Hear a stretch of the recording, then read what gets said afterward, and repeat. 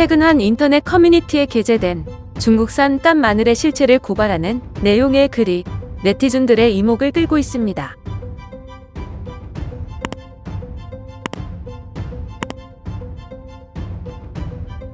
한국인의 밥상에 빠질 수 없는 마늘.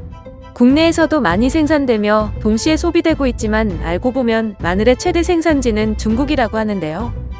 중국에서는 전 세계에서 소비되는 마늘의 약 90%를 생산하고 있습니다.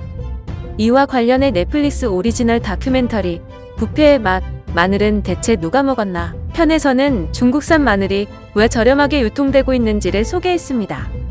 중국은 세계에서 마늘 생산 비용이 가장 낮으면서 생산력은 가장 높은 나라입니다. 어째서 이것이 가능할까요?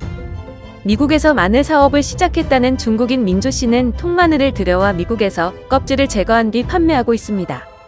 그는 자신이 판매하는 깐마늘은 중국산 깐마늘보다 훨씬 신선한 품질을 가지고 있다고 설명했는데요. 그럼에도 가격으로는 중국산 깐마늘과 경쟁 자체가 안 된다고 말했습니다. 기본적인 인건비가 있을 텐데도 터무니없이 낮은 중국산 깐 마늘의 가격에 민주 씨는 직접 중국에 가서 그 이유를 확인하기로 결심했습니다. 민주 씨는 중국산 마늘의 대부분이 재배되는 중국 산둥성 출신인데요. 그의 친구는 어느 날 민주 씨에게 중국산 깐 마늘이 저렴한 이유는 몇몇 업체에서 죄수들을 시켜 껍질을 까기 때문이라고 전했습니다. 즉 몇몇 업체에서는 인건비가 0에 수렴한다는 설명이었습니다. 중국의 법학 교수들의 자문에 따르면 죄수들이 깐 마늘을 수출하는 건 중국에서 엄연한 불법입니다. 민주 씨는 중국으로 건너가 직접 산둥성의 한 교도소를 방문했습니다. 교도소 CCTV를 보니 그곳에서는 죄수들이 앉아 14에서 16시간 동안 마늘을 까고 있었습니다. 그곳의 죄수들은 하루에 20kg의 마늘을 까야 하는 강제 노동을 착취당하고 있었습니다. 그러던 중 민주 씨는 어떤 죄수를 발견했습니다. 그는 마늘 껍질을 까는 작업을 하던 중 갑자기 마늘을 먹었습니다.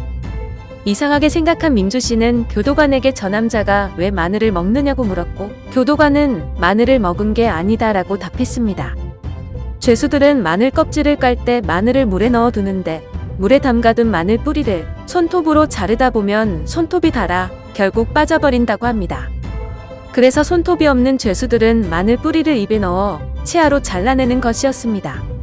이 같은 내용이 최근 인터넷 커뮤니티에 퍼지자 한국의 네티즌들은 중국인 입으로 가는 마늘을 내가 먹었다고? 아직도 놀랄 게 남아있네. 식품 공장이나 고깃집, 음식점에서는 중국산 마늘 쓸 텐데 저 나라는 인구는 많은데 인권은 없네. 등의 반응을 보였습니다. 영상을 시청해주셔서 감사합니다. 여러분의 좋아요, 구독은 큰 힘이 됩니다. 지금까지 뉴스킹이었습니다.